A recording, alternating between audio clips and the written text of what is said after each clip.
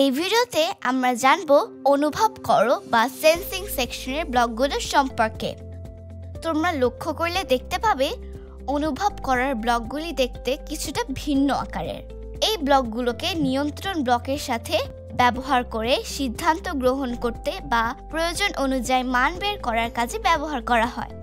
যেমন একটি স্প্রাইট অন্য আরেকটি স্প্রাইটকে স্পর্শ করছে কিনা, অথবা একটি স্প্রাইট কোনো নির্দিষ্ট রং স্পর্শ করছে কিনা। তুমি চাইলে কিবোর্ড থেকে ইনপুটও নিতে পারো। এই প্রোগ্রামের কোডগুলি লক্ষ্য করো।